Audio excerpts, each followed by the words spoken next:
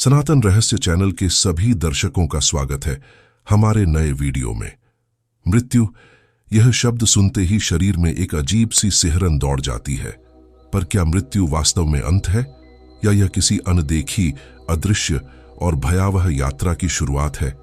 गरुड़ पुराण, जो भगवान विष्णु ने स्वयं गरुड़ को सुनाया था, उसमें मृत्यु के बाद की यात्रा का रहस्य विस्तार से बताया गया है। आज हम उसी रहस्य के पर्दे को उठाने जा रहे हैं। तैयार हो जाइए, क्योंकि यह यात्रा आपको हिलाकर रख देगी। जब मृत्यु होती है तब शरीर निःशक्त हो जाता है, पर आत्मा तुरंत शरीर को छोड़कर निकलती है। वह शरीर के ऊपर मंडराती है, देखती है कि प्रियजन रो रहे हैं, अंतिम संस्कार की तैयारी हो रही है। पर आत्मा लाख कोशिश करने पर भी किसी से बात नहीं कर सकती। यही उसकी पहली पीड़ा होती है।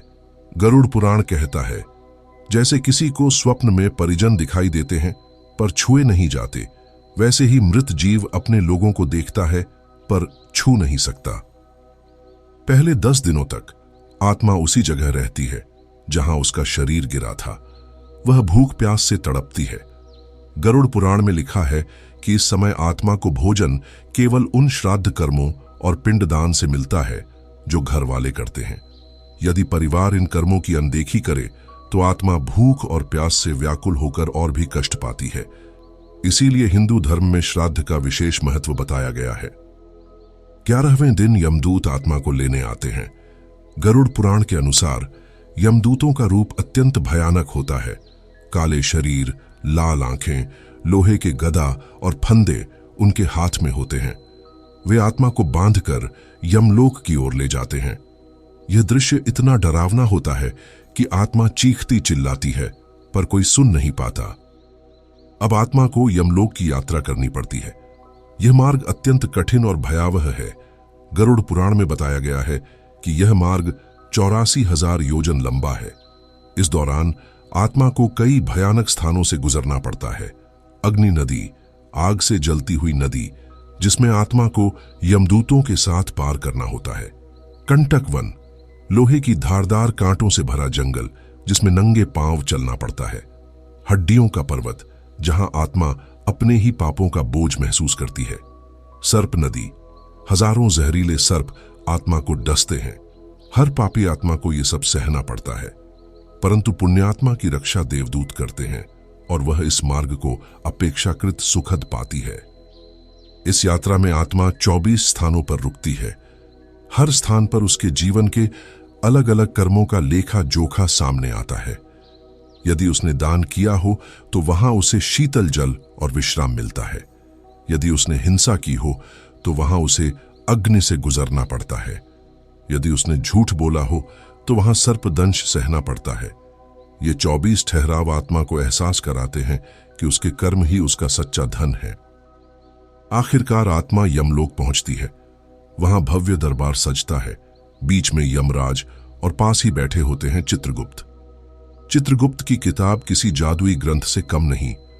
उसमें आत्मा के जन्म से लेकर मृत्यु तक के हर कर्म, हर विचार और हर भावना का रिकॉर्ड दर्ज होता है।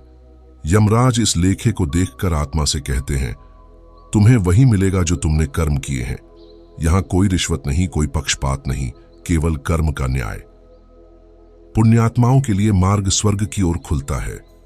वहां दिव्य उद्यान, स्वर्ण महल, सुरम्य नदियां, गंधर्वों का संगीत और अप्सराओं का नृत्य होता है। यहां आत्मा को उन पुण्यों का फल मिलता है जो उसने जीवन में कमाए। पापात्माओं के लिए मार्ग नरक की ओर जाता है। गरुड़ पुराण में 28 नरकों का वर्णन है, जहां आत्मा को अपने पापों का दंड मिलता है। रौरव नरक, जहां आत्मा को ज्वालामुखी जैसी आग से जलाया जाता है। कुंभिपाक नरक, खौलते तेल के कुंड में उबाला जाता है। असिपत्रवन नरक, धारदार पत्तों के जंगल में आत्मा को फेंक दिया जाता है। तामिश्र नरक, जहां आत्मा को अंधकार में कैद कर भूख प्यास से तड़पाया जाता है। इन दृश्यों का वर्णन सुनकर ही रोंगटे खड़े हो जाते हैं। जब आत्मा अपने पाप पुण्य का फल भोग लेती है तो उसे पुनः जन्म दिया जाता है। यह जन्म उसके कर्मों पर निर्भर करता है। जिसने दया, सेवा और धर्म किया, उसे उच्च कुल और सुखमय जीवन मिलता है। जिसने पाप किए, वह नीच योनि या दुखमय जीवन पाता है। यही है पुनर्जन्म का शाश्वत चक्र। गरुड़ पुराण हमें यह सिखाता है कि मृत्यु कोई अंत नहीं बल्कि एक नई यात्रा की शुरुआत है। हमारे कर्म ही हमारे सच्चे साथी हैं। धन, वैभव, शक्ति सब यहीं रह जाते हैं। इसलिए जीवन में सत्य बोलें, सेवा करें, दया करें और धर्म का पालन करें, क्योंकि मृत्यु के बाद केवल आपके कर्म ही आपके साथ यात्रा करेंगे। प्रिय साथियों, गरुड़ पुराण की यह कथा हमें एक गहरा संदेश देती है। मृत्यु अंत नहीं है, यह तो केवल एक पड़ाव है। जैसे यात्री एक स्टेशन से दूसरे स्टेशन पर जाता है, वैसे ही आत्मा एक शरीर से दूसरे शरीर की ओर जाती है। लेकिन फर्क इतना है कि अगले पड़ाव का सुख या दुख केवल और केवल हमारे कर्म तय करते हैं। सोचिए, हमारा एक झूठ, एक अन्याय, एक क्रूरता मृत्यु के बाद हमें कितना भारी पड़ सकता है, और हमारी एक सच्चाई, एक दया, एक सेवा का भाव हमें स्वर्ग और मोक्ष के द्वार तक पहुंचा सकता है। मित्रों, हम सब इस धरती पर केवल कुछ समय के मेहमान हैं। यहां से धन, पद, प्रतिष्ठा कुछ भी साथ नहीं जाएगा।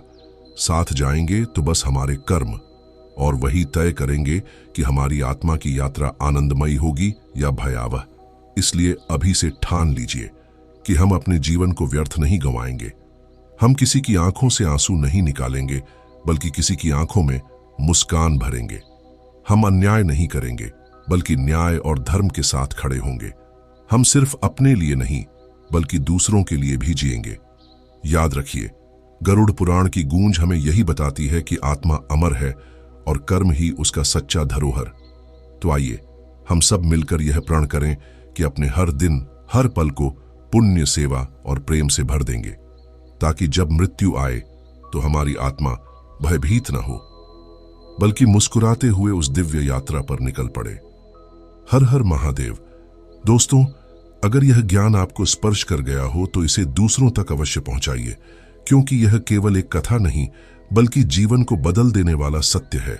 हमारे चैनल से जुड़े रहिए, क्योंकि हम आपके लिए ऐसे ही रहस्यमय और आध्यात्मिक ज्ञान लेकर आते रहेंगे। फिर मिलेंगे एक और गूढ़ सत्य के साथ। तब तक याद रखिए, जीवन का असली खजाना केवल और केवल सत्कर्म है। ओम शांति शांति शांति ही।